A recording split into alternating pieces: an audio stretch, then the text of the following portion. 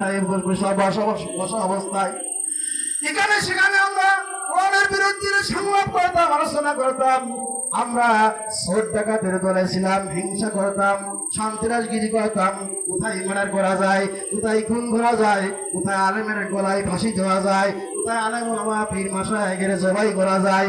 এই বিপদ শিকায়তে পরিন্দা আমরা রাত দিন 24 ঘন্টা আলোচনারত ছিলাম। আমরা হলাম সেই দল জাহান্নামের আসামি। ওয়া কুন্না নাখুযু মা'আল খাইদিন।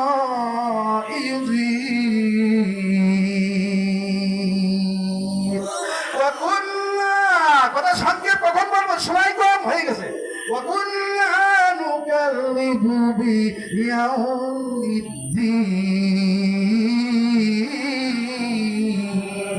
আর না কোরআন থেকে তো মানতাম না, কোরআন মনে করতাম মিথ্যা।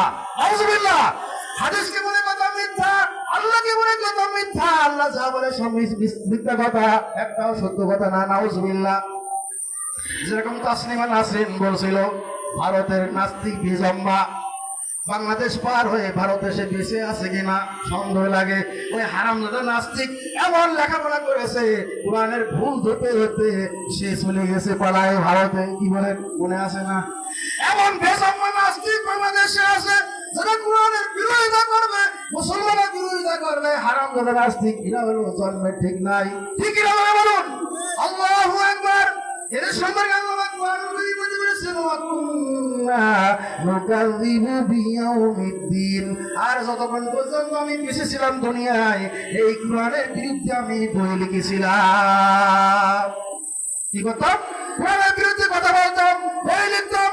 আল্লাহর বিরুদ্ধে বই লিখতাম, মুসলিমের বিরুদ্ধে বই লিখতাম, কথা বলতাম, চলতাম। আমি এই আসামির কারণে, এই অপরাধের কারণে জাহান্নামের মধ্যে জ্বলতেছি। হাত্তা কানাল ইয়াকিন। আর মৃত্যু পর্যন্ত আমি এই বিশ্বাসী ছিলাম। কি উপায় হয়? সেদিন কি উপায় হবে? এখনো সময় আছে, এখনো সময় আছে। আমরা সবাই আল্লাহর কোরআনের কাছে আসি। কিসের কাছে? জোরে বলুন, আরো ধরে। আল্লাহর কোরআনের কাছে আসতে আমরা রাজি। কি বলেন? আমরা রাজি আছি? হাত তোলেন। নারায়ে তাকবীর। সবাই বলুন হে আল্লাহ, সবাই বলুন হে আল্লাহ। আমাদের কোরআনের ছায়াতলে আসার, শিক্ষা করার, সকল বিধানের উপর আমল করার তৌফিক দান করুন। আমিন। মৃত্যু পর্যন্ত কোরআনের উপর আমল করা তৌফিক দান করুন। আমিন।